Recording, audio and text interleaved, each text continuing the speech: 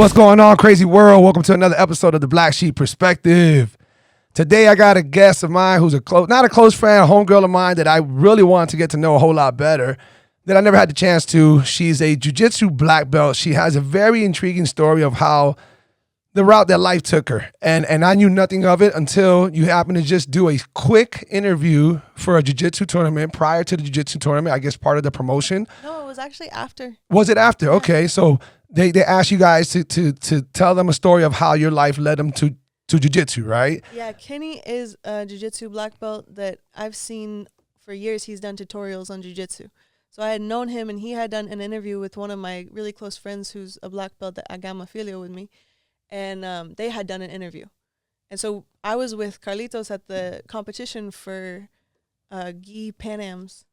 And Kenny was there, and he asked to do the interview. As a black belt, as a new black belt, by the way. A ginormous congratulations, by the way. Yeah. I have to point that out to people because I have a client, a friend of mine. She's a friend of mine now, Claudia. You know, her brother just got his black belt. I think maybe about like 6 months ago or so. And when she mentioned it, she's like, "Oh yeah, Wes, el hermano mío. By the way, he was all happy. Yes, he was all very happy yesterday. I go de que he got his black belt or whatever. I don't know. It was supposed to be like a big deal, whatever. I'm like, hey, don't do that. Don't you brush that off like that. I go, your brother got a black belt? She's like, yes. I'm like, bitch, do you know how do you know what that is? That's a doctoral degree. That is. That's why I got it, because I went to college when I was very young. And so I realized that a 10-year, 11-year term of learning jiu-jitsu is more impressive than a master's. A master's you can get in 6 to 8 years. Right. Medicine doctors are a little more impressive. They study for like 15 years sometimes. Plus, not to downgrade the education, but no, you're talking about education by itself, and then you're talking about education through physicality, through fucking threatening situations. Not just that, but for me, it's huge the mentorships that you get to have in jiu-jitsu. Right. The people you get to know and the people you get to be in the room network. with. Yeah, man. It's just to be in the room with. It's like, again, I was raised really religious. My dad was a pastor, so jiu-jitsu is very similar to church. You're getting around with a bunch of people. You're being extremely real with each other because you're fighting. You're getting open and vulnerable, and like you're going for each other's throats. You're trying to kill each other. Right, essentially, yeah. Like we're gonna simulate murder and then tap. Right. Be friends. And so you get, when you're in danger, your personality comes out. You're like who you are. You know? So in this little interview, what you said, and it was a quick fire thing, but you know, you mentioned that you had a lot of travels in your early years as a young person because your dad was involved in the I don't want to say it the wrong way, missions. Yep. Okay, as a Christian. Yeah, he was the pastor of Vineyard Churches. And you said that was big organizations in the West Coast. It grew. Okay. I think when my dad started with it was pretty small. He was under Robert Owens in Reno, Nevada. And so he was a missionary and a pastor from this organization. And my dad fell under him as a mentor. Like in jiu-jitsu, you have black belts. And they started doing missions together, and they did it in Beijing and in Mexico and in North Korea, Russia. My dad tells stories of going to Russia and like giving sermons in front of thousands of people, which for me as a kid, my dad was this cool badass, like ninja, kind of. He was like conquering all these crazy odds for Jesus. I was like, whoa, that's cool. And so missions was really fun for me. It's dope to hear a young lady, Sheree, you're 32. 31. So, oh my God, you women hate that shit, bro. Oh my God. No, it's okay. You're 31. And yet, you know, you're very experienced, but to see a young woman like you still taught like daddy's girl, you know, like you, to hear, you remember looking at this hero of yours. Yeah. Like dad was your hero. That's so and lucky. That's awesome, that's dude. That's so lucky. It's not heard about enough. It's no, not heard about enough. It's shareable though. Yes, like, and that's why I'm glad that you're doing that and you're saying that. Yeah, and I loved it recently. My dad came to visit me, and watching my dad around my friends and the friends who could really just, they could value that energy in their life, that super dad. Right. Because he's still like that. He's a super, super cool guy who loves my mom, like adores her to a million pieces. And so to have a male figure like that in this climate is really cool. That's true. That's very true. So you guys had unique experiences. And in that little interview, you mentioned that you were in China. You mentioned going through some rough times. You mentioned kidnapping of some sort. And then eventually had that kind of left you a little shook, little PTSD. You come back to the States. You know, a whole lot happened there. And eventually Jiu-Jitsu came and other things like your career right now, the awesome massage therapist that you are. And that we'll definitely circle back to that. But walk us through that experience. So you guys are going back and forth now that your dad has connected with China. And this happened through an awesome lady that you mentioned. What was her name? A lady named Cece Hayes. Cece Hayes. She did amazing work in Beijing in the 90s and 2000s, and she's still doing it now post-COVID. I think that was a little rough, but she went back, and I think she's focusing more on single mothers. But she helped take kids off the street when they were brought in from the countryside because they didn't have the right paperwork. Because in China, you're only allowed to have one kid, and there was like a lot of problems with that, with just being human. You don't always just have one kid. Didn't they, please correct me if I'm wrong. People don't fucking murder me out there. Didn't they just change the rule very recently where it's two? Well, I don't know what they changed it to, but I think they changed it recently. Okay. I haven't kept up. I'm probably not going to ever go back there. I can imagine as we hear your story. I would love to go back for the food, though.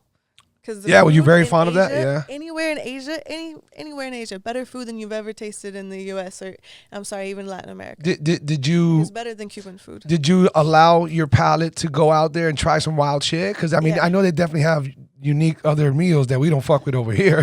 What was something wild that you ate that Whoop. Chicken heads. They garnished the dish with the chicken head on the plate, or a chicken foot. I once had a soup. It was chicken foot peanut soup. And I put my spoon. That doesn't sound bad. It was pretty good, but I put my soup spoon in the dish, and I brought it up, and when a chicken boils, its hand puffs up, and it looked like somebody's hand in my soup, and I was like, I was a kid. I screamed, but I ate that anyways. Oh, I just took a weird but swallow right now. But chicken feet is actually now one of my favorite foods. Yeah, and actually, by the way, that is a southern plate over here, and it's eaten, but I think it's eaten differently though, the way they do it. There's tons of different good recipes for it. Right, that's true. That's true. It's like a spicy green sauce that they make that is just nuts good. It's very good. So you did have a lot of great experiences over there. You definitely told me that, and you were going back and forth for a minute with travels with your dad. My dad, I always stayed really safe. Okay, like, obviously, because you're with your dad. But I was a pretty crazy kid, and I left Northern California for school in Oregon when I was 16. I was always very solo traveler, which isn't always smart. And when I was 19 and I graduated, I went over there by myself off a job that I had found online. And you shouldn't take jobs in China online if you're a girl. If anybody's going to do that, find an agency in the U.S. that'll match you to an agency in the country that you want to travel to, and that's really safe. Like my dad's missionary or agency or a school agency or any kind of agency, you're going to have more protection. But I didn't do that, and I got in a bad situation. And then I had to escape that situation, but I put myself in a more vulnerable position and then got kidnapped for a little bit and then got out of that and then found the people who I did know in Beijing, because at least I had grown up coming back and forth from Beijing, so I knew the city. I was in a place called Liangmatiao, which is like the third ring. And if you don't mind me pausing you right there. So, you had stated something when you and I were talking there earlier on, and I've never heard it. And I know you weren't trying to be like statistically so accurate, but you mentioned about it's a lot of mob ran shit over there. There's a lot of human enslavement or trafficking. I don't know. The way you described it would be the most internationally acceptable term, because it actually happens here too. That's the thing, is we can fight that here and we can fight that in China. I was just exposed to it when I was young in China, so it made it a little bit more like drastic, like a juxtaposition. Okay. How do you say that? How do you say that word? I don't. Justice position? No. Oh, Deepa? I don't know. You lost me on that one. Juxtaposition. I don't know what the fuck that is. That's like it makes it a higher effect because there's more contrast. Is there an X in that word? Juxtaposition. It's a word. Okay, go ahead. Anyways, it was more of a juxtaposition from where I was growing up, so it made the human trafficking look more like there. What I'm saying is it was. It seemed like okay. And it was, so statistically what happened is they had a one-child policy, so because they only could claim one kid, if other kids were born outside of that, and if it wasn't a kid that could help the family, like if they had any type of problems, then they wouldn't want to register that as their one kid. So those kids don't have something called a hukou, which is a card that allows them to go to school and get a lot of rights. And so my CC's organization would help those kids get an education. So even if they didn't have a hukou, they could speak English, so they could work in tourism, or they could have a family, or they would help them get back to the family that if they wanted to go back to the city that they were from, help them get money for a plane or a train ticket usually back there. And so it was just an organization helping those kids that just didn't really have a place. And they have that in the U.S. too. And that's something that I really want to go back into in the future here in the U.S. or maybe in another country. Is Cece? Is Cece still doing that, the same exact thing? She's not doing the same exact thing. Last I heard from my dad, she's focusing on single mothers and giving them resources. But all in China still? Yeah, she's amazing. She speaks the best Chinese for any white lady that I've ever met. She speaks perfect Chinese. She's lived there for many years, and she's a really amazing lady who's helped so many people, and it's been really cool. Did you maintain some of your ability to talk or at least understand Chinese? Yeah. And should I say Chinese or should I say Mandarin? Mandarin. Okay, Mandarin. Yeah. Putonghua. Whoa, don't call me that. What? Putonghua. No, sound like you called me a bitch ass motherfucker. No, I didn't call you that. What is it? Putonghua is like the dialect of Chinese that's like popular speak. It's like so there's I think there's 36 or 56. I'm actually forgetting the math, but there's many dialects in China. Each section of the country speaks a dialect. Okay. So the dialect that I speak is the Communist Party's dialect, because that's what I learned in school in China and in the U.S. And so that's Putonghua. And it's very fun. That was very educational. I've never heard of that. I think that languages are awesome, and I think that any martial artist or any person who likes to understand the world, I think they should learn multiple languages, because languages are really cool for the brain, I think.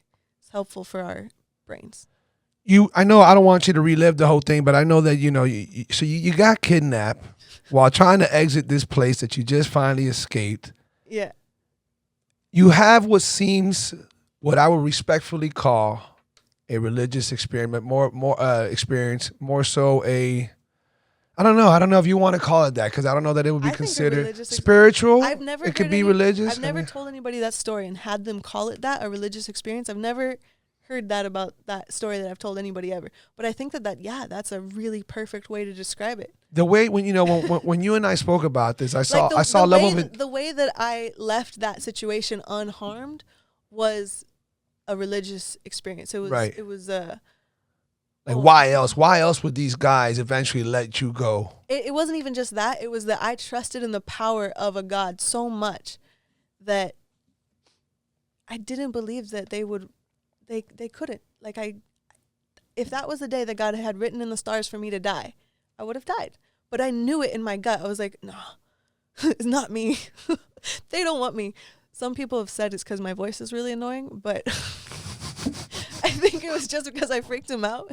And I do think that version of God came into that moment, or a version. I want to try to describe a little bit of what you did. So you said you were kind of like praying, you were saying some things, and then eventually it became to some type of meditative, and you felt this sway, right? You felt this energy in you. Yeah. Okay, so I want to put that out there, because I have no problem, and I told you. Think I'm crazy. Well, I told you earlier that I don't believe, that I'm agnostic and I don't believe in God like that. But I fuck with what you're saying in regards that you felt this energy that you were giving off. That, and even though in a scary ass situation where you're in the back of a van with two guys watching, one guy driving, and you're almost going into some meditative, you guys can't touch me. You guys can't touch. You guys are not gonna fuck me. You got the wrong person. You're not gonna. I'm wondering, did these guys sense an energy? Did they all right, we don't like this. We don't like what's going on over here. This is odd. Should we keep her? What? I don't know.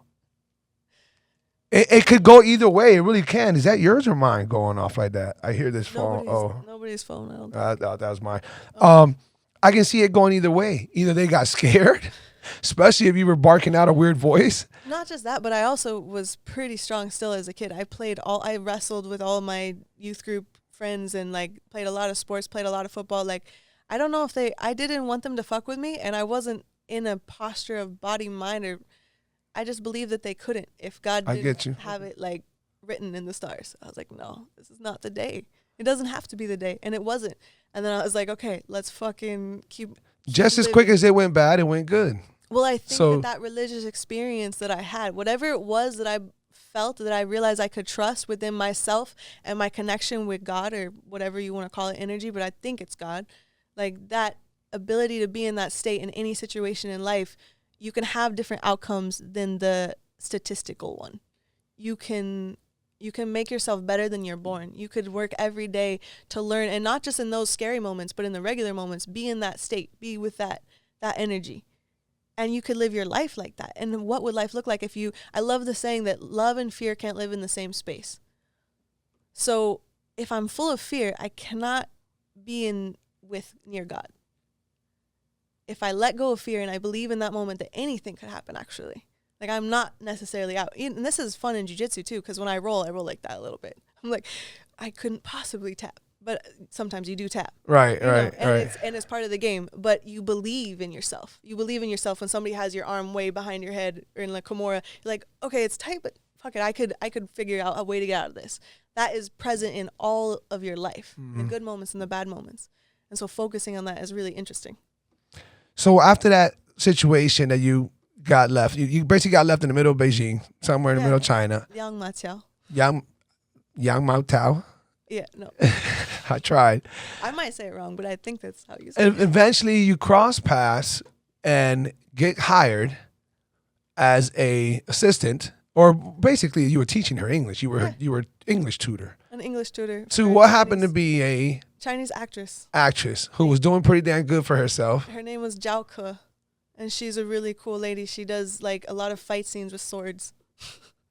She's a super cool lady. So again, the situation changed, and it was beautiful, and I got to finish my year out there working for her and not the freaking slave factory that you almost got sucked into.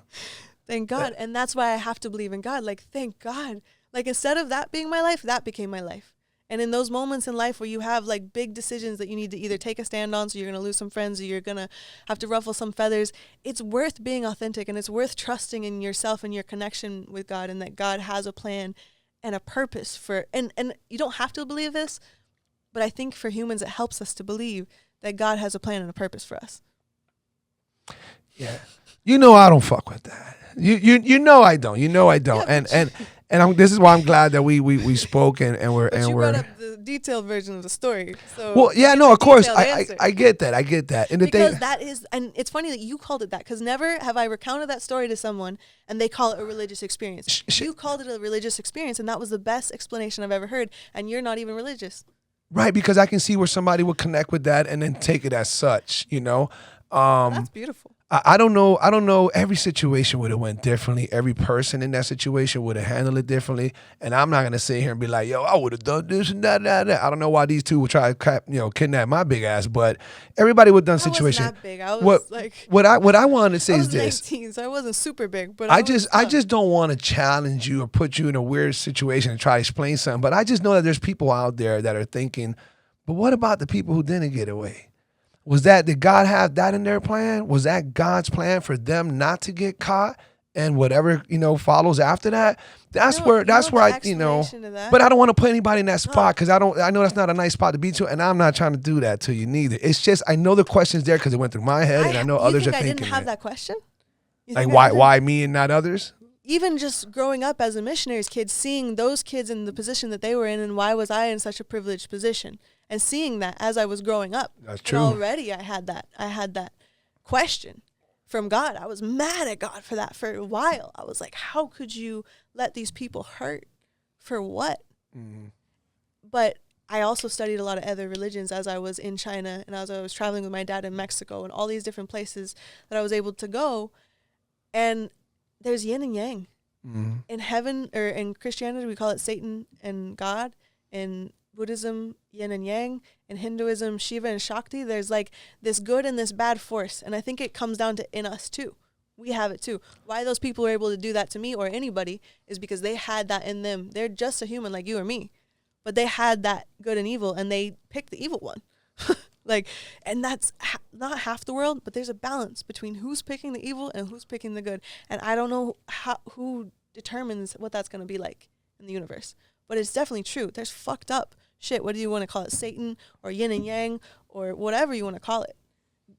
There's a lot of wild shit that I can believe in or entertain, and that I want to argue with somebody. But what I don't like to the concept that I don't like to support, that I don't believe in, is that everything is already destined. That like our shit's already written, and like we can't change it. That I have a problem with. Like I told you earlier, I think we're all gods. We create, we destroy, we intervene, we do this, we do that, all that. We had this talk. We can rewire ourselves. We can literally rewire us. So I can't accept the fact that science and everything in the realm of science supports and borderline proves that we can continue rewiring ourselves, yet accept that no matter how many times I rewire myself, this was all written ahead of time by some deity. It just doesn't work with me. I don't That's know all. if the script was written, but there's a Buddhist, I think, philosophy that we're born with a certain number of breaths. And so one of the reasons that they practice meditation, or I practice meditation, is because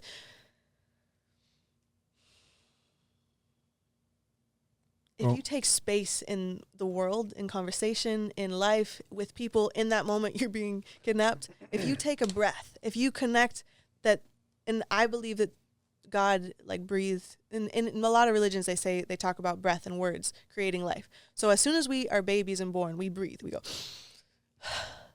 And I think that like there's another saying that Hamsa is a mantra that you get in your breath from God when you're born to remind you every time you breathe that you're connected with God. And that's what I don't know about religious versions of God. I don't know if religion can comprehend God. I think it can give us direction, but I don't know if we can understand God. He's come down to earth anyways. But we can breathe and we can remember that we are connected to him. Like we are God, if you want to say it that way. Mm-hmm. God is in us and we can make decisions in those moments. We can think different thoughts than we had previously. When, like what happens when you take a long breath in a conversation? Do it. Take a deep breath. I just did it while you were doing it. I was just doing it very quietly. Lift your belly. Relax into your seat. Your brain starts to think different thoughts. Right. And so I love somebody very close to me said that God is art. And the thought that being with God is experiencing life like art.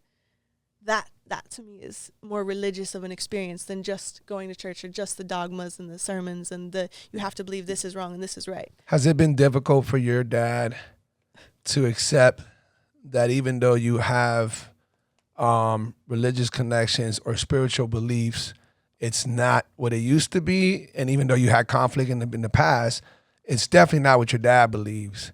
Is he cool with it now? Is he more accepting of it now because he's older, he's traditional, you know, he was in the service, he did a lot of travels. He wasn't in the service. He just did missionary work and he was a construction worker. I thought prior to that he was, my bad. No, but he was he did construction and he hunted a lot. He was like a cowboy. Okay. And he was super, super cool. He taught me a lot of construction. He did a lot of remodels and stuff while I was growing up to support the missionary stuff because my mom was an entrepreneur and she had a coffee shop that is now one of the top 100 businesses on Yelp in the U.S. for restaurants. Congrats, Mom. Okay. Yaks, what's it called? Yaks on the 5. Yaks Best on the 5. burgers, hamburgers. The hamburgers are all from a local ranch. Like Prather Beef is a really amazing company anyways, super country, super cool restaurant. Northern Oregon? Northern California. California, okay. Yeah, on the border of California and Oregon because my dad's from Mount Shasta and then my mom was from Albany, Oregon. And they met in Nevada. And here you are in motherfucking Miami. And Miami's the shit. See, teaching people how to breathe while staying connected. Yeah, it's a good mix. Yeah, they mix good. They make good kids. My sister is cool too. I'll tell you what, I definitely want to hear how it is that you fucking ended up from way over there to way the hell down here. Especially when your ass was over here fucking around with a bunch of wild animals over there in Goat Shed. The infamous Goat Shed. That was during COVID. Nobody else was open. Everybody was being a chicken. Goat Shed, no matter the craziness that happens, people give them shit for what they do on social media. They had the funnest training environment. It looks fun. It looks wildly fun. And I'm friends with a lot of them. If you talk shit and you walk into the Goat Shed and want to talk shit like you're a badass, you will get whooped on camera, and it is hilarious. It is so much fun. They got viral videos left and fucking right. It's crazy. I respect anybody who says that they're going to do something very ambitious, and they do it. Yeah, and by the way, big shout out to Asim. He's making, of course, his wife. Laura, as partners, they're making big moves. You know, but Asim has been behind this Go Shed thing, and now with Karate Combat, and it's just doing great. That's how I met you. How I met you was with Gus and Roy or somebody like that. Yeah, I don't know if it was Roy, but I definitely was Gus. I don't think I met Roy at that time. It was at the UFC gym. But shout out to all those boys. Shout out to Go Shed and all those boys. Gus, Roy. I think Coos is fighting this weekend. I think he's fighting. Or if it's not this weekend, it's soon. Ryan Coos, 3rd Street Savage. Oh, that's right. Yeah. Fighter. Exciting fighter. Yeah. He looked good on his last fight, too. He did. Yeah. Listen here, folks. Winter is amongst us. Spring's still a couple of months away. I know you guys are feeling this cool breeze. Why don't you go to blacksheepapparel.shop and go cop you some of the dopest sweaters, hoodies, long sleeve shirts, and everything else you can imagine to make you look fly for this season. Or maybe you're just getting ready for the summer or the spring. We got shorts, we got tank tops, we got it all. Make sure you go visit blacksheepapparel.shop to get the flyest gear and to remind the world that you're a proud black sheep. Now let's get back to the podcast. Yeah, but, you know, again, big shout out to Ghost Shed, man. A lot of big things happening, a lot of great fighters coming out of there. You know, they got a lot going on, man, and I got a lot of love for a lot of those guys. But by the way, how the fuck did you end up there? You were Nevada-born, Oregon-raised, China bouncing back and forth, country hopping, kidnapping, and what the fuck? How did you end up in Miami of all places? I should have had way more fear in life than I did. Even That's a good way of putting it. I get it. After all that happened, I just decided to drive across the country for a month in my Toyota Camry. I had some camping supplies. I had an ice cooler with some chicken and carrots, usually. Life frustrated you, though. Yeah, life in Oregon, I had come back to deal with some stuff that was just tough family-wise, and I dealt with it, and it was really good. I learned jiu-jitsu, but, like, I just always had a lot of ambitions to continue, like, what my dad was doing, where he was helping a lot of people beyond just a small community, but, like, seeing the world as a, like, I love the phrase, there's a show on Netflix. I've been watching Netflix because I have been sitting more than usual. Right, we're going to get to that. It says, everything in nature is connected, or nothing in nature exists alone. I think it's nothing in nature exists alone. So, I don't know. I don't know where I was going with that. Well, you were talking about in regards to like leaving because you were going through certain things and you were finding an exit, got into jiu-jitsu, but you still want to carry on your dad's way. Well, jiu-jitsu gave me confidence because I was scared from that one situation. So when I started learning jiu-jitsu, it was the first time I was, for one, in a situation where I had really good mentors around me who lived life really fully and were authentic and brave, and they did big stuff. Like Carlos Zapata and Mendez Jiu-Jitsu, they're the guys that just taught the Stallone family that little jiu-jitsu special that they did. Mendez Jiu-Jitsu, which is the jiu-jitsu that I'm under in California, that's where I got my black belt and my white belt. They just taught the Stallone sisters jiu-jitsu. I didn't know that. I didn't know that. So it's good jiu-jitsu that I came from, but I didn't want to stay in that specific part of the country forever. Okay. So it honestly just, I was in Portland one day and I was bringing home my laundry basket. I had just folded and washed laundry at a laundromat and it just started dumping rain. And for some reason I had enough. I was like, fuck it, I'm leaving again. Like I cannot live in this place that just rained on my dry laundry. And so I packed up. I gave like a week's notice. I should have given more notice to my bosses. I had really good bosses in Portland, and I burned bridges by not being sensitive and giving more time. Like that's something I hadn't matured enough to learn how to do yet. But I left in a week, and I drove across the U.S. for about 30 days. And I went to Austin and Phoenix and all the different cities. Did you contemplate staying more permanent in any one of those places before you chose Miami? Really? Yeah, every single one. I like got to a city, San Luis Obispo, all the different cities in California down. I went down the 101 and then across like on the southern border through Texas and Phoenix and Arizona. And I did that too, but such a cool drive. I was doing illegal shit. Yeah. No, everything I was doing was pretty legal. I mean, I just didn't really have a location or destination or home, but I had all my stuff. And I had always learned how to pack light because being a missionary's kid, my dad had like always taught me how to roll my laundry and have like 7 outfits that could last you in a rotation for like months. Yeah. So I could pack really light, and I always loved freedom. That's something that you definitely adapted to now. A very American, I don't know if you want to call it American trait or just, I don't know. But I always chased that. You know, I'm going to say that we kind of danced with this a little bit ago off cam. When people have been through certain things and what those things are can vary and to what intense level can vary and the shock factor, the trauma factor, all that can vary. But when you've been through some shit, you're built different. Going back to being rewired, those things rewire you in a certain way. And some can be negative, but some of that can be positive as well. And the negative can turn into positive. You can help like cut the bush, you know, like when you have a plant that's growing a little wonky. Right. You can trim off the dead leaves. Exactly. Group it with another plant that the soil composition helps each other. Like just because you have an experience doesn't mean you can't grow even better. Right. But what I like to say is because a lot of people would probably think that when you go through certain a lot of the things that you went through. There's a lot of things. I like how you said it, rewired. Yeah. You're a little wired differently. There's a list of things that if somebody broke it down, if you spoke to a fucking therapist or psychiatrist, they're going to be like, whoa, well, you probably haven't, escaped from this, or you've forgiven that, or you haven't accepted this, and whatever. That's all negative shit. Fuck you. What I like to say is, man, you've become strong. You gritty. You got the fucking balls to go cross country without a true destination. You just know you don't want to be in that destination. This is a different breed of person. How it was. But that's a different breed of person. Now, the wrong person would be like, yeah, you sound like a fucking hippie. You want to call it that, what? Probably, yeah. Well, I'm still pretty hippie. I like free plants spirited. You're free spirited. You're I different. love plants. I love gardens. My biggest dream is just to have gardens, like gardens and gardens and gardens. So you hit the road, and then eventually somehow took you to goddamn Miami, where there's very little gardens. Actually, the first place I stayed was in this campground because I was camping. So once you get to the south, like in the northwest, we have amazing campsites. Like we camp. It's a thing.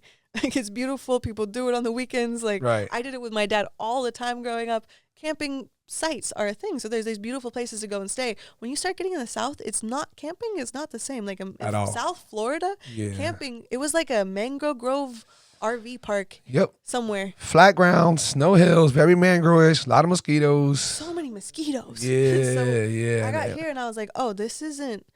The next night I camped on the beach in 79th and Collins. And to this day, that's my favorite place in Miami because I woke up and I went to sleep with warm water and a beach. This was in August, like the first days of August, because I had left in the beginning of July. I left right around 4th of July. And, wow. Just every morning, warm beach, wake up, sunrise, pink skies, beach. I was like, this is in the U.S. And then so many different languages, so many different cultures, so much opportunity. Because for me, too, I had seen a city like Beijing. I had seen somebody be an actress or be something really successful, what life, like how you could live life in a way that was beautiful. And she was a great artist, too. And I wanted a more opportunity like that because in a small town, you can be great. I know a lot more great people from small towns even than I do big towns. But in the city, it seems, especially when you're young, like you have so much more opportunity. So I think I chased that. And when you're involved in the jiu-jitsu communities, other community as well, just when you're involved in communities, but when you're involved in the jiu-jitsu community, especially if you network, and like you said earlier, you break out of that shell and now you're more, friendly with your peoples. You know how jiu-jitsu just changes you for life. You meet some amazing people and then now you're presented with opportunities. And you mentioned that ended up inspiring you to get into the massage therapy. Well, I got into massage therapy because I think the logic reason was it was a job I could do while training. Like I could even do massages at the gym. I still can. That's one of my favorite parts of massage is sports massage because you can do massage. So basically, you can call it a massage, but you can think of it as you can warm up with your friend in a way, in a partner stretching type of way that can make their performance better. And great sports all know this, like whether it's baseball or basketball or NFL, they do partner drills. In jiu-jitsu, we're always partner drills. But when you have two people pushing each other, even in a warm-up or a stretch, which is what a massage is I'm partnering to help you stretch your body. I'm not trying to do anything to your body. I'm trying to help you feel your body the best that it feels. So I like a lot of feedback when I'm doing massage. Like I like to take measurements, like of extension and contraction of muscles. That can show so many things in their improvements as they get better. So I got in massage because of all that, and in China, massage was very popular. So I knew about it since I was a kid. Like you could get a cold in China, and you go to a massage place, they put some hot cups and like TMC, like Chinese medicine, and TCM. I just saw a doctor, one of the doctors that I follow. Dr. Tony is the best acupuncturist in South Florida. If anybody knows Dr. Tony at Acupuncture's in. Like people should experience Chinese medicine. I learned massage only because I had seen it in Chinese medicine and how effective it is for helping the human body, and I did that. There's a lot of great support behind that, without a doubt. And I haven't experienced it enough. I've only done acupuncture once, and I definitely want to do it again. But what I was going to mention was this: one of the doctors that I follow on YouTube had mentioned that even when you have a cold or an infection, a sinus infection. The massages that you can do to and he wasn't even referring to anything Chinese, but he was just saying, the different massages that you can do and how it releases your sinuses and so on and so forth. So how I understand it is Chinese medicine, there's a really good book on it called The Web That Has No Weaver. So I like to think of the human body as the web that has no weaver. Like even existence, if you want to get really philosophical. Right, I get it. But the human body is this web that has no weaver. Like it's a web, it's a forest, it's an ecosystem, and things can go off in it, but if you balance the ecosystem, everything can still be healthy. Like you can use one part of like a negative and positive yin and yang type of situation, which is how the medicine is based over there, which I always thought was really interesting. And when I think of even, like you said, like negative people in life, you almost have to have like a plant, right? And I think nature tells us a lot about life. But in plants, you have to have stressors on the plant. If the plant is too comfortable, if the fruit isn't as sweet, the weed isn't as good. Yeah. You're going, like, you have to have stress. So these negative people that we encounter in life, these negative situations, we almost need them in order to become the best how you're version saying of that. ourselves. Right. So that's why, like, when people are asshole or bad things happen, I'm like, okay, well, actually thank you to that thing, because wow, it's going to teach me a lot, and it's going to show me something I didn't know I had a hole in, or I needed to improve, or I could improve. Maybe I didn't even know it was a part of life that you could improve on. There was this book that I read, my favorite book of all time, 33 Strategies of War by Robert Greene. And I've read his stuff. I know. Yeah, he's got a bunch of great books. Did he do the 92? He did Laws of Power? He did 92? No, 48 Laws of Power. 48 Laws of Power. And then he did what's the sexual one? Not sexual, but fuck. It'll come up later. Anyhow, one of his strategies in the 33 Strategies of War was, and I know I'm saying it wrong, not accurate, but basically choose an enemy. And then he breaks down why. He says you have to identify an enemy. And by that, what he means is don't go fucking starting shit with people because you just want to know. In other words, you need something or somebody to challenge you. Maybe that enemy is the fat on your body, and you need to get it off you to be healthy. So you're at war with that and your eating habits and going to the gym. Maybe the enemy is your coworker who's gonna get that promotion if you don't work harder and do this. So it's not about an actual enemy. So in other words, he was saying you have to establish a challenge, but the challenge a lot of time has to be identified as somebody. If you just say, man, I need to lose weight, that's not good enough. You got to establish an enemy. Why do you got to lose weight? Where's the enemy at? So I like that conceptual way of seeing things so that it brings out a better you. I think that if you're a warrior type personality, that is true. But I get it. Okay, right. There's other people who find the same answers different ways. Yeah, I just sounded like a fucking Neanderthal ready to go kill some shit. Like, I think there's the masculine and there's the feminine. Yes, that is one way, but there's other ways to discover that same truth. Right. Same things. All right, I got another one for you. Look at this one. Although, to be fair, I in my life have chosen the fight it option so many more times than any. Like, I love to fight it. That's what makes me enjoy jiu-jitsu. I love the fight. I love when they almost catch me and I have to. Okay, so why should I piggyback that? Now, same thing. Again, it's not about war, people. I'm not trying to get off real physical with it. But one of the other strategies that he spoke about, that's one of my favorites, is the death ground strategy, which is basically death ground, right? So in other words, put yourself like your life is at liberty here unless you give it your all. The closer you can tune in to that type of mind frame. Yes. So and then he goes and says he quotes a story of when Napoleon was tracking down an army, Napoleon Bonaparte. So he's got 100,000 men. A scout comes back and the scout goes, "Sir, 10,000 went that way. We can whoop them like nothing, no biggie. But only 1,000 went that way. So for sure, let's go that way and just murk these 1,000, and then we'll go pick up the 10,000. And Napoleon goes, nah.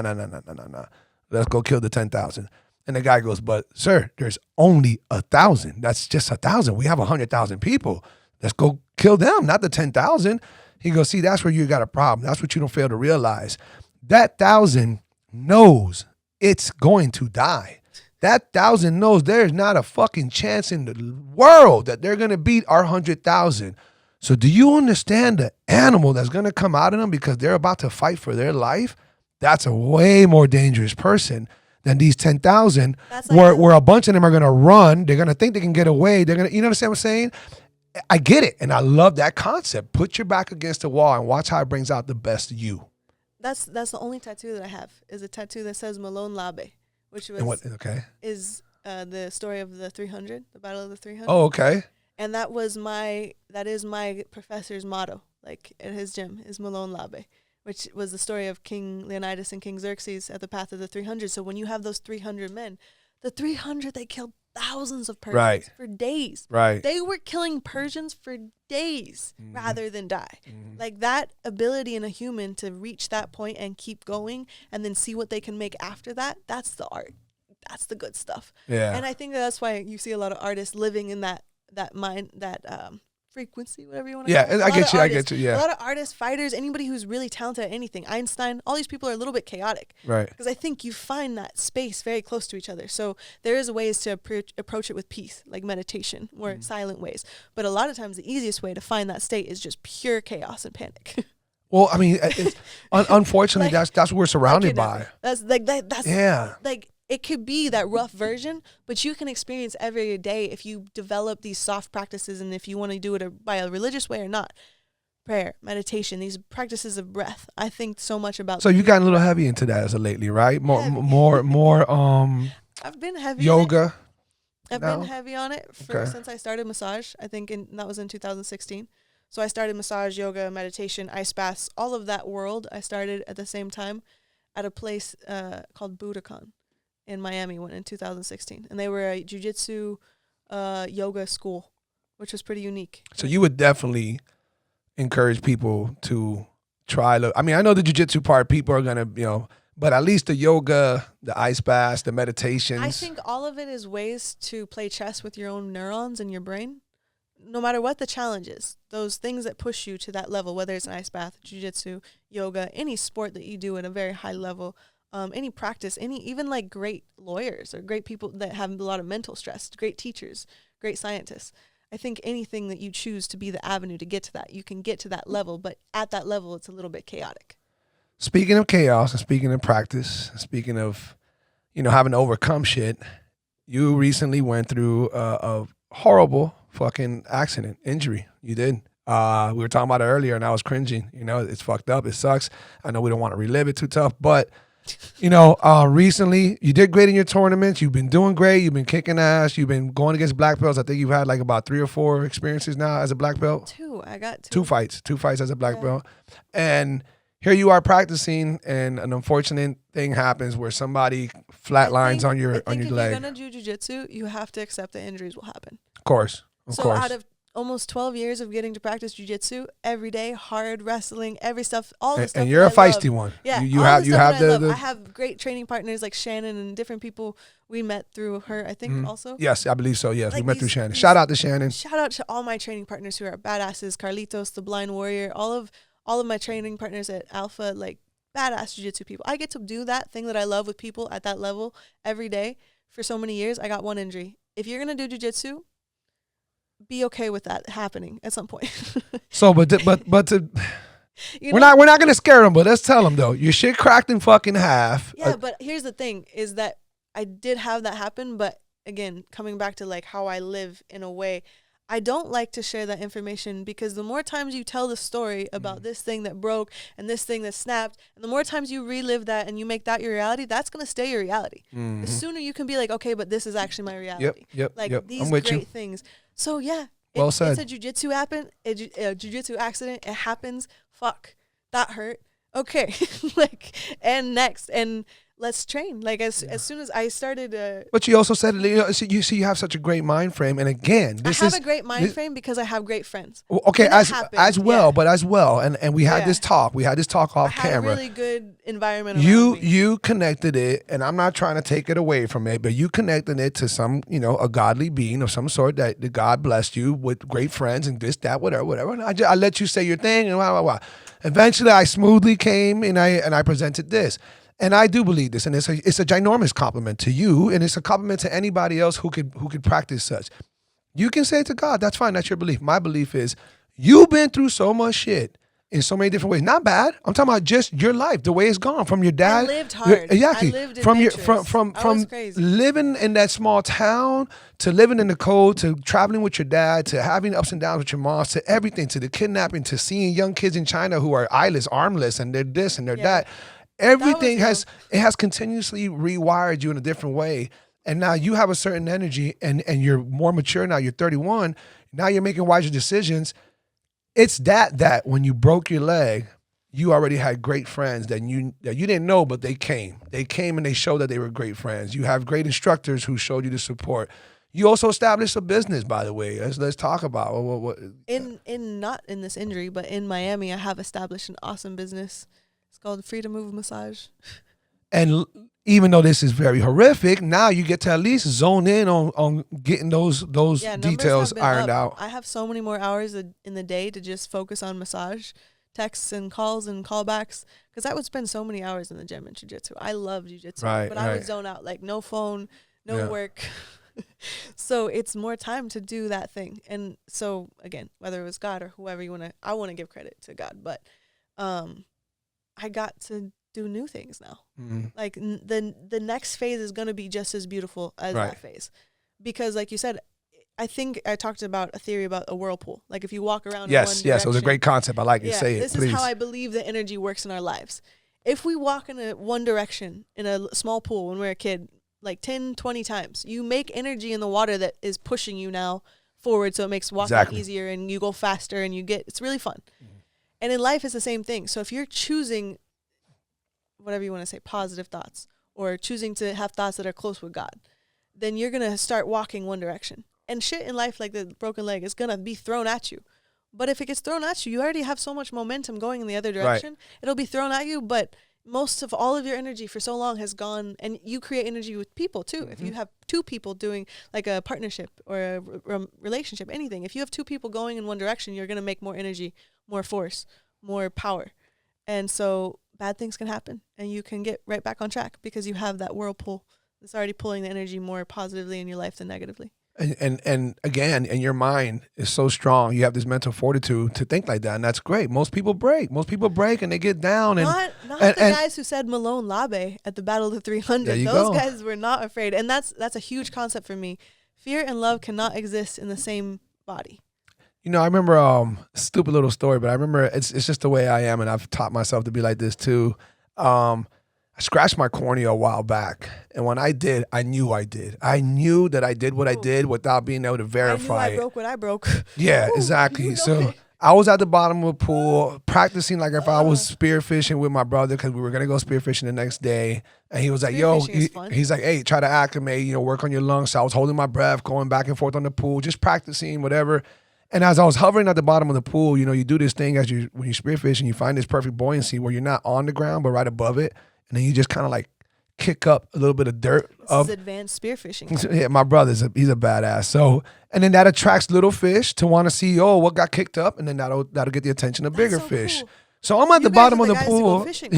I'm at the bottom of the pool doing this, practicing while holding no gun, just imaginary gun, practicing holding my breath. And I did this, and a speckle of some fucking little piece of shit rock went into my eye, and I'm like, oh shit. And the first thing I did was try to rub it out. So when I did that circular rub, I carved a U-turn of a fucking cut in my cornea.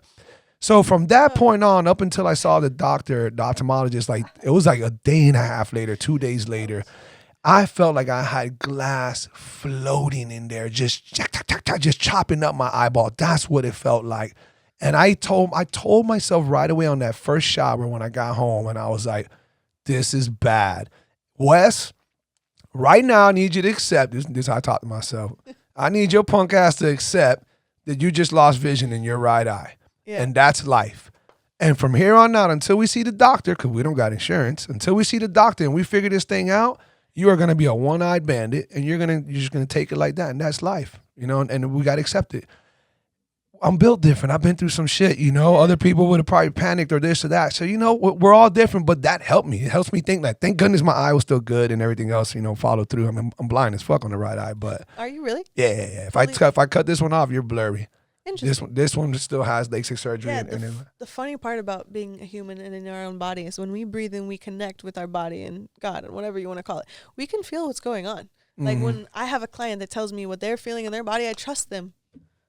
Like you probably can feel it. Even if you don't know how to describe it, you're in your body. Right. So more than any doctor, and there's blood tests and certain things that are obviously harder to feel, but we even have things in our nervous system called nociceptors, which are really interesting when they connect to the human brain. And I would love to nerd out about that kind of stuff at some point. Oh, I love that stuff, yeah. That's where Wim Hof breathing comes in. That's where the ice baths play a part. Yeah. But our whole body is designed for ourselves to feel imbalances. Are you ice bathing every day or almost? Or what do you? Ice bathed a lot. Currently, I can't go in Oh, the that's water. right. You can't. Yeah, because I of ice the leg. bath all the time. I did an ice bath the day before I broke this, but I like ice baths so much. They're great. I have not. I've only done one. I did it with Gus, by the way, that one time. I But never did an ice bath, but I grew up in Oregon and Northern California, and so we have mountains. And when the snow melts in like May and April in the spring, the rivers start flowing from snow. And the water would be so cold. But as a teenager and a kid, I loved jumping. And as soon as I saw the rivers go from frozen to moving, I was like, oh shit, today's the day. And you jump in there and you go, and you take the biggest breath of your life, which I cannot tell you enough. If you want to find health, if you want to find balance, the breathing exercise, yeah. Like, start doing breath work. Start praying, however you want to do it, because a lot of Christians won't say that breath work is prayer, and I think that there's a difference in the concept of them, but they're very similar. And praying is great, and if that's how you do it, do it. But for sure, when you pray, you're not going right, not disorganized breathing. What's up, you crazy people out there? Let me interrupt this podcast really quick just to give you a reminder. If you really like the gear that I'm rocking, and you're a proud black sheep yourself, make sure you go check out blacksheepapparel.shop, where you can get all the dopest gear to help remind the world that you truly are a proud black sheep. We got caps, t-shirts, tank tops, shorts, sweaters, hoodies. I mean, you name it, we got it on there. Make sure you go show some love, show your support, and represent what you really are. Go to blacksheepapparel.shop. Now back to the podcast. Thank you very, very much. And by the way, on that note, man, I know you really just did that off the top of your own head. Thank you. But I do want to tell everybody out there listening, I just hit 3,000 subscribers. I couldn't be happier. It's been a long fucking road, and I do it because I love it, man. I love conversations with people. I love interesting people. I love unique black sheeps of the world, who have Black stories. Belt, black sheep. Yeah, so and it's just fun to do this with the right people. We're talking about the energies and how people bless each other and the people you've met in jiu-jitsu and all that. So, again, to the subscribers and the listeners, thank you. I love you guys so much. We're at 3,000 right now. Still the beginning. We got a lot to go, but thank you. Spread the word. Keep telling your people. Sheree, you got this badass injury, so you're going to go through, hella therapy. I'm assuming 10 months to a year. Not hella, but, enough. Well, I know really good sports therapists, though, so I'm actually kind of excited. This is a case study in sports medicine. It's just attached to my leg. What do you see going forward? This is difficult. You have a great attitude. Do you see yourself getting back on the mats? I mean, you're a black belt now, but this can fuck with somebody's head. I know you're going to get back on the mats, but do you see it, or do you sometimes think, yeah, I'll get back, but I don't know if I want to, really go that deep into it now? As far as if we're talking just how much have I visualized being back on the mats training with my friends? 1,000 times. Right. I've been sitting here trying not to visualize it, because if I visualize it too much, I'm going to miss it. But right now, I just have to visualize the PT. I want to get more into calisthenics, because I can right now, like my arms, upper body, pull-ups. Like, I have a lot of other stuff physically that I need to focus on until I can think about going all the way back to what it was to be competitive and at a black belt level. But I think jiu-jitsu cardio is the best, and swimming is the second best. And I know I'm going to swim a lot. Like, already, as soon as this cast comes off and, like, the stitches heal, ocean, swimming. That's some of the best fucking workouts. It's so awesome. Yeah, and you connect, too. You really connect. You're breathing. You're breathing. And the breathing, back to breath. Like, you're breathing. What is swimming? Swimming is counting breaths and strokes. Because I swam a little bit on a little swim team in my hometown, my mom said I had to choose between swimming and riding horses, and I chose horses. But I had a little bit of swim team experience, and I loved swimming. I loved just the exercise of it. You ever gotten into scuba diving, snorkeling, any of that? I know I was mentioning spearfishing earlier. I've done it. Like, I've just kind of gone out and done it. Back in Mount Shasta, we have lakes, and we have this really beautiful Shasta lake. And I used to swim across it all the time, just back and forth. Like, that was a thing to do for me, because there wasn't a lot to do in Mount Shasta.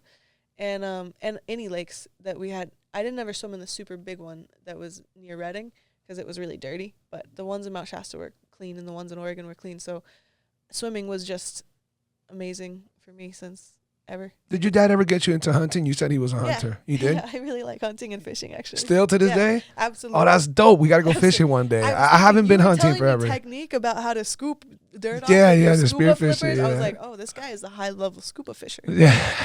So I have gone spearfishing in the Bahamas Okay. and stuff just randomly. Like Uh-huh. somebody's like, hey, hold the bag. Hey, hold this. I'm like, okay. So I've gone and I've done a lot of not a lot, but I've started shrimping more off the bridges because you Yeah. can just literally throw a net in the Yeah, bridge yeah. in Be Miami, patient. and Yeah. you yeah. got shrimp. It's true. What? Pounds of shrimp. That's true, Fresh shrimp. especially when they're running. I Yep. think I'm not a vegan, but I do think that like I explained to you earlier, like I think that we're so much more connected to nature than we talk about, and the fact that we all the mammals have the same bones and different structures. We're all like the same type of model of a car, but in different what is it? Well, Porsche, but different models. Right. Different engines. Yeah, but we have the same blueprints. We have lungs, we have respiratory systems, we have blood vessels, we have 5 phalanges. Sometimes it's a wing, sometimes it's a fin, sometimes it's a hand, sometimes it's a hoof. But we have this blueprint that was designed by someone and then just propagated the whole of this planet. And it's really interesting to me. Speaking of hoofs, do you guys have moose over there? I've seen moose in Oregon. Hell yeah, they're big. Sheree, I just fucking But they're saw. bigger in I just Alaska. saw a video. I've never seen a moose this big. They're big. A guy was driving next to a neighbor's house. He's not in the buck wild woods. He's in the neighborhood. But obviously, this is somewhere like your type neighborhoods or whatever. Oregon had a ton of deer. Not This moose. was. I've never seen nothing this big. It had to stand. The top of his head. Forget the fucking mooses are horn. huge. The top of his head had to be almost 9 feet. 9 feet. The top of his head. Then the fucking. That seems a bit of an exaggeration. I'm trying to but tell they're you, I'll very pull big. it up if I had a Jamie. Jamie, They're pull very it up. Jamie, pull it up. I don't have a Jamie right now. You gotta get a Jamie. We're gonna get a Jamie. I remember when Gus used to be Jamie. Gus was my Jamie for a little bit Gus there. was my favorite back in the training days. partner. Yeah. Yeah. That little fucker. I love wish him the wrestling. best. We were talking Yeah. about that earlier, which is another reason I'm not complaining about this injury, because it was a wrestling injury, and I love wrestling. I'd give up the injury another time to have wrestled for that many years with people like Gus. Gus was a better training partner. That's why I never got an injury. Yeah. But sometimes you train with people and they make mistakes. It happens. I know you don't want to be dead horse. It happens. It is what it is. We got to get past it. I know. And the guy didn't mean But to. I'm glad I did it to get that many years of good wrestling. I would give it up again. Wrestling is more fun than. Now that you're zoned in on your business and everything, definitely don't want to forget about that. How is it that people can reach out and find you for your business? Do you have a business page, sites, or anything like that? Mostly it's Free to Move on Instagram and On Instagram, all reach out to you. platforms. And you can get my phone number if you message that. If you are a client in Miami, I'm also on Google, like all of the platforms to find massage therapists, pretty much. And you Free won't to move. you won't be able to massage again at least for another month or two. Monday, I think next Monday. You can stand on a boot. I don't know if I'll stand, but they have really good chairs that you can wheel around and do a massage. Like I've learned how to do. I'm very varied in how I enjoy giving massages. Like I wish we would spend more of the podcast talking about massage, just because to me, besides jiu-jitsu, that's the most interesting part of my life, is like this understanding of the human body and then using it as a business to help people. It's super fun. It's like. Do you tend to talk to your clients into any kind of holistic way of being or thinking when you do this so that they connect more with it? Or are you just, depending on your relationship with them, you just have friendly talk and just do your part? To be honest, if it's my client, like it's really a client, I try not to talk. I Okay. try to listen. Okay. Like, I'm not trying to recommend anything yet. I'm trying to just listen to what they're saying. And I'm trying to, even more importantly, I'm trying to get them to listen to themselves. I've had really I like big that. I like how you clients. put that. Yeah. I've said that to a client before a massage, like a very, very fancy client at the Satai. We're in like the penthouse. He's sitting with his friends before the massage. And he's like, yeah, she's here to fix me. She's going to fix me up. I was like, actually, I have no intention of doing that. I'm just trying to help you understand yourself better. And he like stopped, and we were all in front of his friends, and they all just like, that's a good way to approach clients, in my opinion. That's how I approach my clients. I'm like, I don't want to fix you. I don't want to understand even. I don't need to. I don't even, because I'm not a doctor. I don't have any medical license. I can't advise you on anything. I can point you in directions. And luckily, I've built a great network where if I feel like a client could use a physical therapist or an acupuncturist, or even like they need their blood work done because maybe I think they have a vitamin imbalance, I can tell them, here, go to talk to this person. Right. And that's what's cool about doing business in one place for a really long time, is I think anybody who's been an entrepreneur consistently in Miami for the last 8 years or 10 years, we all know each other because we've all been doing the same thing. We've all been hustling for years to make this happen. And now we're here, and it's pretty cool. It is really cool, you know, and it's great to see how 'Cause far I've you seen come. hustle since the Exactly, beginning. that's what I'm saying. You saw the I podcast when it was at the Yeah. old house and with the dogs and Which with I Gus. love dogs. I was a big fan of the dogs. Yeah. Podcasts, I didn't even know that much, but I loved your dogs early on. Dogs are great. Yeah, and like One I dog. told you, I met you when you were a blue belt, and you were talking about you were hoping to become purple before you left wherever you were from. I was talking shit. And when now I look was at a you. blue belt going, I think I should be a purple belt. Yeah, that's what you were saying. I was being a Yeah. little cocky shithead. Yeah, well, I don't know if Shannon was saying the same thing, but I know Shannon had a lot of confidence in her game too, because even though Shannon's good too. Shannon is but way better she than was I am, so actually. physical. She's just a fucking little beast with her physicality, man. No, it's not even that. Shannon's always been wildly technical. Yeah, as well. Yeah. Yeah, Shannon is strong. She lifts. She's done the due diligence that it takes to have. In any sport, you can be a weak athlete or you can be a strong one. And it's very simple to tell who's going to be what. Because Right. there's people who do this stuff and then there's people who don't. So she's always taken the steps to be a strong athlete, but she's also super talented and technical and smart. She uses her her jiu-jitsu in an intelligent way in a fight, which is cool. And I love training with partners like that. That's awesome. Yeah, you guys were always homegirls on that tip, and you were trained together. I know that she outgrew a lot of the other girls. No, a lot. I know some of those girls watched the podcast, and I got mad love for them. I was one of their first instructors back in the days.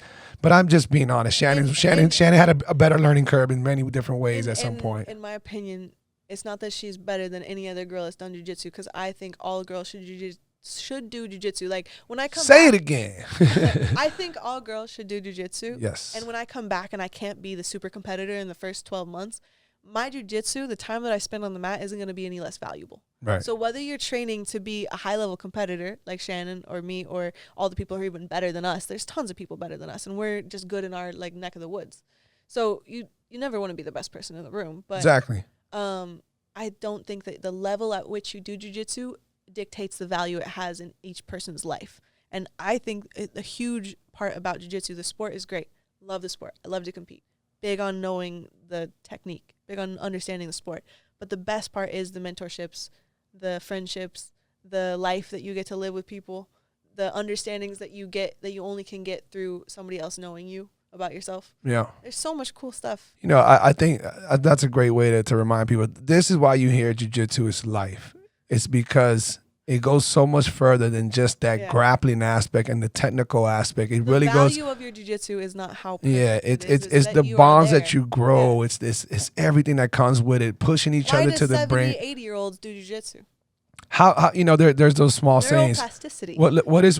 What is a sunny day without the rain? What is joy without pain? What value does something have if it's so easily attained? Things like that. You're a poet. Yeah, I almost rhymed that. Huh? I didn't mean to. You rhymed 3 sentences in a row. Yeah, that did come around. I love art. By the way, you said poetry. you write poetry, and you say you write it daily. Why aren't you posting this? You don't post. You what? I posted on your Free to Move page? No, not on the business page, but I post on different pages my poetry. I've posted for years poetry. I love poetry, but it's not something I advertise because I don't want to publish anything until I like have a book, basically. Okay.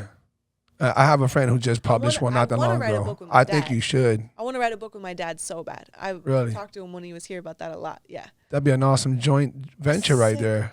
I want to. You have a little idea on the structure of what you want to do?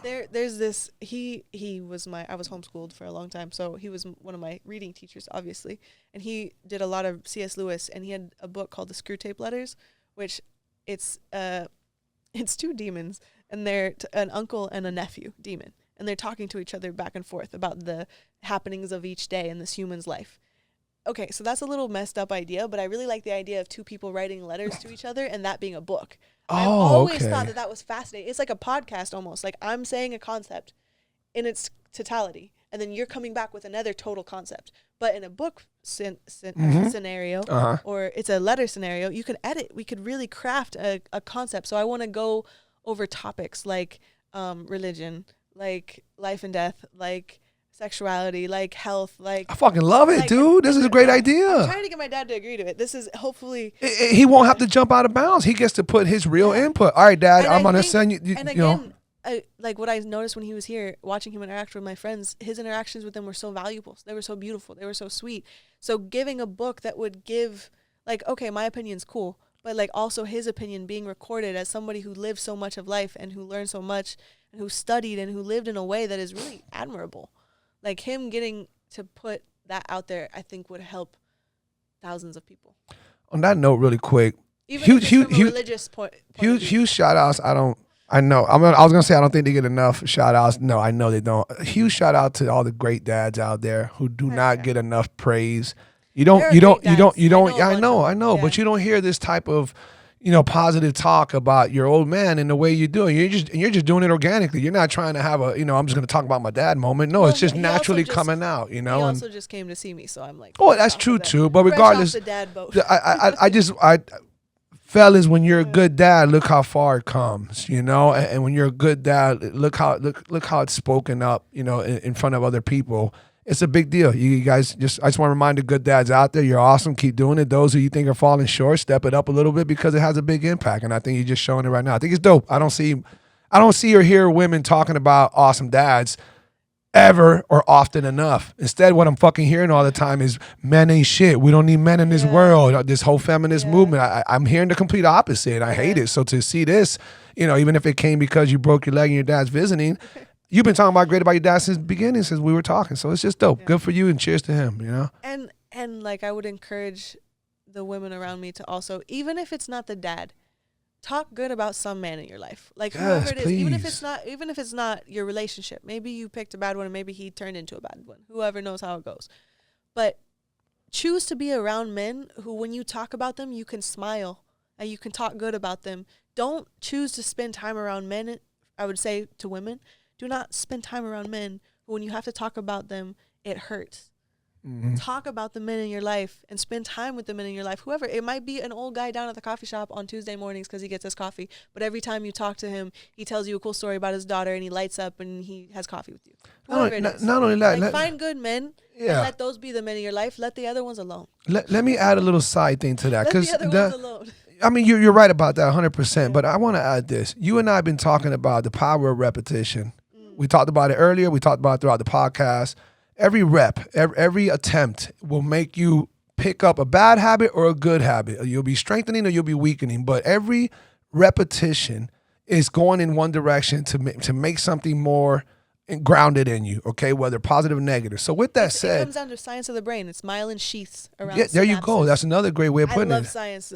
Yeah. Well, if you fucking put those repetitions into always talking negative about anything, it goes back to the energy. It goes back to the law of attraction. It goes back to the fucking swirl that you were talking about where you run around that pool. If you decide to stop and turn around, guess what? You got that negative shit coming right at you because you started that whirlpool, and here comes a negative. Just because you stop doesn't mean it's going to stop. So don't talk it into existence.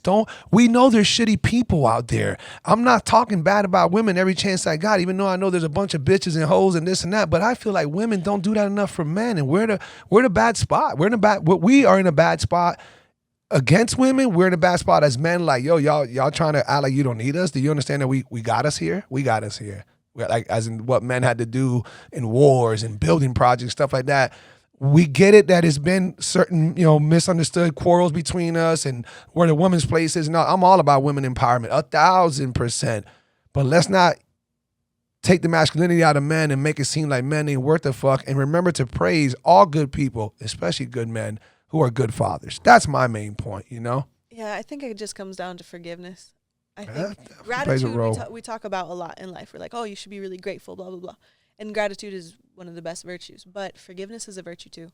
And whether you want to talk about it religiously or non-religiously, the ability for women or anybody, when people harm them, to forgive that person allows them to go through life with a totally different energy. Like, you can take that fuck that person energy and turn it, when you forgive, when you play forgiveness in that card, like you're dealt cards in life and somebody plays an asshole and you deal a forgiveness, you trump it. Right. And you just keep going. Right. And so forgiveness for women, because I've had to forgive my share of asshole men, but forgiving them is a medicine. It's good for you. It feels good. And it makes you able to do that to more people around you. And when people feel, one, not pressured to do something that's going to be considered right or wrong, and two, when they feel like they have the opportunity forgiveness, people act in beautiful ways. That's when I think the art of life starts to come more into play. And by the way, learning how to forgive is very difficult. There can be I don't know how to say a skill to that, but life is hard. Yeah, choose your hard. Marriage is hard. Single is hard. Being fat is hard. Being skinny is hard. You know how they say all that? Choose your hard. Right. Choose your hard. Forgiveness is hard, but so is hate. Yeah. I was gonna say, right, like, I don't, painful. as Anger, you were these other saying, things. you're saying the whole forgive thing, right? And I dig it. And I know from what side you're coming. I've always been one to say, man, I don't know what forgiveness really is. Can you really forgive, or are you forgetting? Are you really forgetting? Because you never forget. Are you just overlooking? Is it really forgiveness, or is it overlooking? I don't know how to Probably is word it. both. It is, right? It's But what I probably want to both. say is, forget about giving it. Make the decision that makes the most sense to bring the most positivity back into your life. If holding a grudge and not overlooking, whether you want to call it forgetting, forgiving, or overlooking, if holding a grudge and not trying to overlook something that happened, a negative occurrence, or somebody's flaws, if you can't do that, it's going to cause more harm than good For you. for everybody, I think. Yeah. But But a lot of times that's for why, you. yeah, for you, exactly. So it's better to, whether you call it forgive, forget, or move on, it's Yeah. better to move on. It's better to find a way around that for the good. There's better good from that. And it's just, we need to teach each other how to do that. Not everybody knows, and every situation is different. Yours is different. There's a lot of forgiving that you can do, 3 of those forgivenesses are in a van riding around somewhere. You know what I mean? It was only 2 of them, but I was the 3rd. Oh, okay. I'm like, as far as I remember, it was 2. Thank God it was 2. Maybe if it was more, they would have fought me. Yeah, but nonetheless, Sheree, that's great advice. It really is, and I really want to thank you for coming on the podcast. You have brought a very joyful energy. I love what we were talking before, getting to know each other, big time. A lot of details that we kept to ourselves, but it was a great conversation. And again, throughout the podcast, you've been a lot of fun, a lot of great. Thank you for sharing your story. I want to remind people. Thank you for sharing it for me. Yeah, trying to help you through it a little bit, You said it more clearly than I would have. That's why I'm glad we spoke earlier. Guys, make sure you go show some support, man. Follow Sheree at Free2Move, as in FREETOMOMOVE, Free2Move _ on Instagram, man. She's an awesome chick. She's got a lot of great things going for her. Awesome business. Definitely, if you want to get some dope ass massage therapy from her or her peoples. Yeah. Or her peoples. Now. Right, Peoples exactly. Are great. The team is. She's got a team she's great. building. Let's show some support. If you know anybody who needs a great massage therapist, show some support. Follow her and do all that good stuff. And I want to see you back on the mats. I know it'll be a while, but I can't wait for that. At least until the boot comes off 4 to 6 weeks. Okay. Slowly but surely with the right people. That's the way to do it. Yeah. And I think I have plenty of those. Awesome. Just don't roll with new spazzy blue belts. Fucking blue belts. Guys, thank you for tuning in again. I appreciate it. We hit 3,000 subscribers. If you guys want to get some merch, please go to blacksheepapparel.shop. Thank you for all the support. We'll see you on the next one. Sheree, appreciate you, girl.